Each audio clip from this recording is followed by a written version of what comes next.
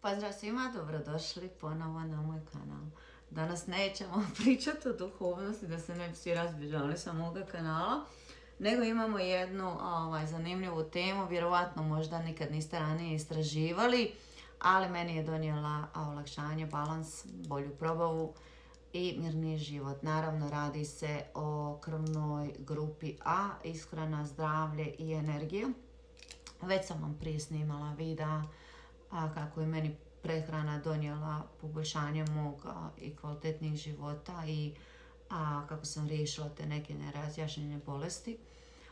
Želim se samo nadovezati sve ovo što ja pričam, ne tvrdim 1000%, ali sve ima jednog velikog smisla i samo će jednog dana doći trenutak kada ćete to shvatiti da sve ima jedne velike povezanosti i od duhovnosti i od prehrane i vas samih. Kao što sam rekla i prije, znači ja imam knjigu po krvnoj grupi A. Također imate i malu knjižicu sa hranom, pićima i supplements koji bi trebali koristiti. Unutra su liste svega onoga što je beneficial, što je neutralno i što je ono veliko no za izbjegavanje. E sad, krvna grupa A zapravo se smatra jednom vegetarijanskom grupom, jer se smatra da su zapravo povezani s poljoprivrednicima i da su njihovi preci bili uzgajivači biljaka. Međutim, nema nekih naučnih dokaza, tako da pričam iz osobnih iskustava. Ako mislite da je ovo neka glupost, ne morate se vezati za ovo. Ja samo pričam ono što sam ja prošla i što već imate na jedan način snimljena videa o tome. Sad ću nekako ukratko vam probati objasniti vezano za grupu A, jer kao što kažem, većina će misliti kakve veze ima krv sa hranom. Istina je da krvna grupa A je mnogo više samo od A, jer ona djeluje kroz neki genetski otisak koji utječe na probavu, imunitet, reakciju na stres, pa čak i na hranu koju ne podnosimo ili podnosimo. Znači, krvna grupa A ima antigen tipa A na površini svojih stanica, što znači da neke namirnice, točnije proteini koji se zovu lektini, mogu negativno da reagiraju sa tim vašim antigenom. Znači, primjer, lektin iz lima graha ili white kidney bean može napasti antigen krvne grupe A, izazvati da se krvne stanice aglutiniraju, što znači da se počnu lijepiti i stvaraju upalne reakcije i ciljaju organe poput želuca, jetre, bubrega i mozga. Kao što sam već i snimala ona prijašnja videa, možete vidjeti, to jeste čuti, da sam imala problema sa jetrom, da moja jetra nije imala dobru funkciju, da su čak smatrali i masnom jetrom, da sam imala brain fog, da sam imala problema sa koncentracijom i da moja koža nije izgledala sasvim ok, da sam se budila iznova uvijek umorna. Međutim, uz mene i uz pomoć naravno drugih došli smo do nekih saznanja i ja sam počela ovo na jedan način primjenjivati. E sad, također lektini mogu napasti ili ometati probavne enzime i čak ometati proizvodnju inzulina, što je na jedan način ogroman stres za probavni i endokrinni sustav. Ja pričam, znači, samo iz svojih osobnih iskustava, kažem, imate sva ona od prije videa i zašto ja iskeniram prije nego što bilo šta kupim. Mada opet ponavljam, sve ovisi i kakav način života vodite, koliko ste podložni pod stresom, šta ste sve doživjeli, proživjeli i ovaj život nas stalno negdje jurca, tako da nemojte misliti da je ovo jedan jednostavan korak, pogotovo ne zato što ako ste krvna grupa A, vi doslovce morate toliko toga izbaciti iz svoje prehrane i većinom su one naše najdraže namirnice na onoj listi koju morate izbjegavati. Tako da nije jednostavan proces, ali je na jedan način možete se prilagoditi i zapravo opet s druge strane koliko ste vi spremni da se žrtvujete za sebe sami, za svoje zdravlje i koliko zapravo želite biti zdravi. Ja opet kažem, ja neću živjeti milion godina, svima će doći ona zadnja minuta, ali to ne mora znači da se moram na neke načine patiti ako si mogu na jedan način zapravo pomoći. Također, ja mislim da je našim muškarcima da im najteže spada promjena prehrane zato što su jednostavno naučeni na takvu vrstu prehrane, na onu klasičnu hranu sa jako puno mesa, masnoće i tako da njima to na jedan način najteže pada, ali onog trenutka kad se stvarno razbolite, kad počnete piti tablete i kad ne budete našli izlaza, onda vam ni sve pare ovog svijeta neće moći pomoći, ali uvijek imate one minute kad se možete odlučiti da se promijenite.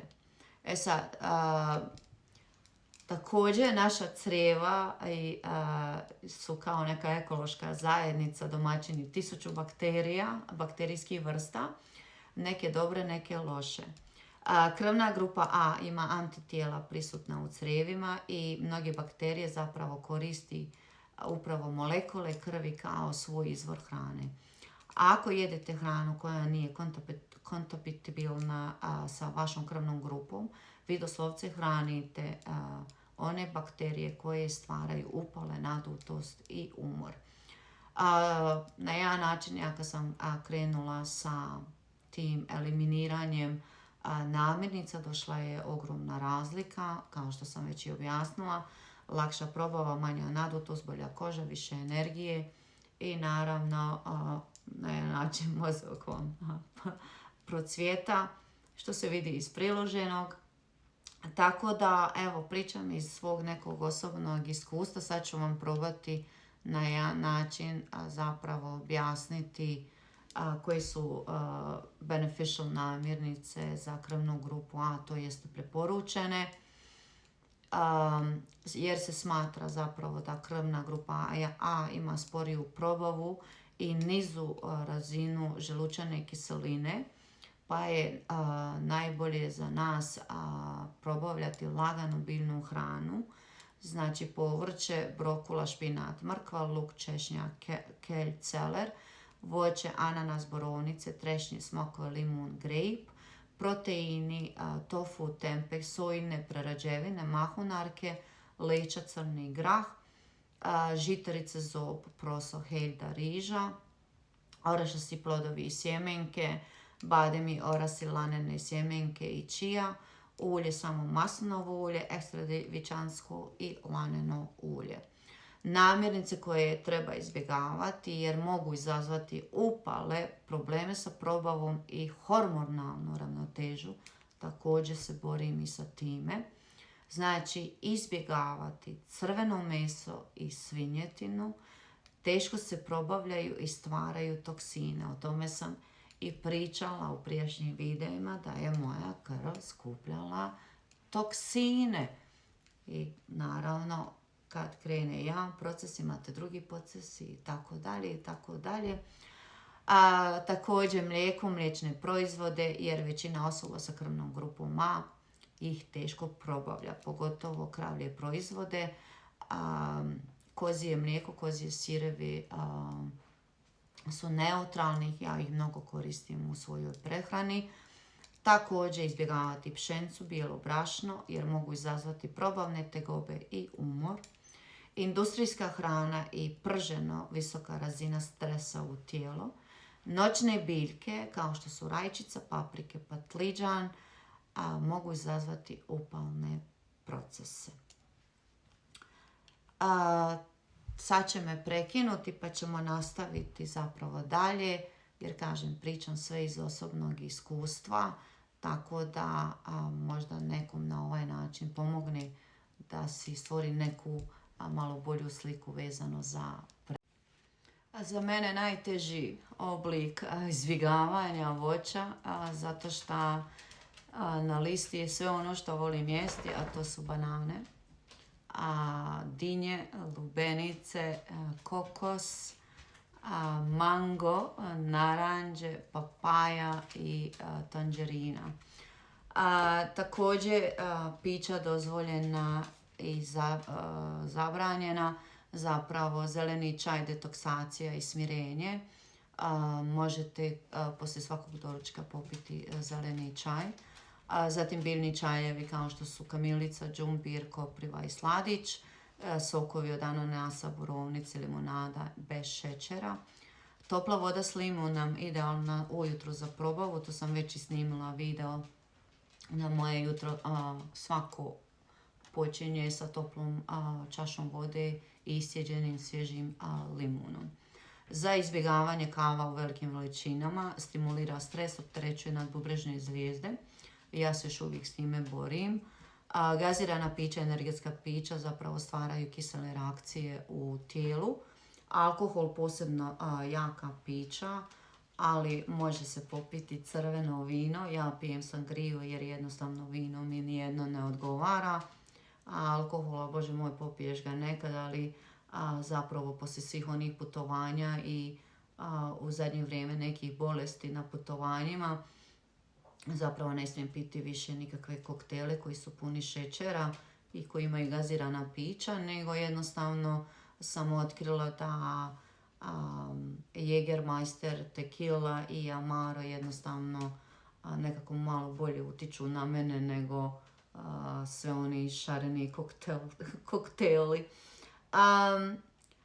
Tjelesna aktivnost, pošto smo jako osjetljivi na stres i brže ulazimo u neki burnout, pošto je naš živčani sustav traži mirnije, balansirane pokrete, ne neki visoki intenzitet. Preporučuje se naravno yoga, posebno yin yoga, hatha yoga, tai chi, brzo hodanje, lagano trčanje u prirodi, pilates, plivanje, istezanje, meditacija i disanje za balans živčanog sustava. To sam već i pričala o onim videima. Imate i snimljen onaj video gdje sam stavila i linkove za disanje i za jogu. Izbjegavati intenzivne HIIT treninge, crossfit i predugi kardio jer mogu izazvati hormonski stres. Sad, ovo s jedne strane možda je moj neki poziv prema vama na istraživanje, jer svako tijelo priča svojim nekim jezikom. Kao što sam rekla, meni je ova promjena prehrane i ritma donijela neko ogromno olakšanje. Pa nadam se da će vam ovaj video na jedan način pomoći da možda razmislite zapravo da možda promijenite ishranu jednoga dana. Kažem, nije lagano, ali nije ni nešto komplicirano, ovisno samo što se morate žrtvovati za neke namirnice koje možda su na vašoj favorite listi.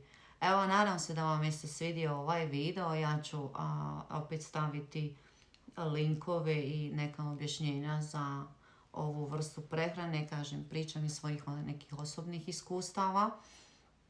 Tako da, evo, možete se rezonirati sa ovime. Imate i ona prijašnja videa.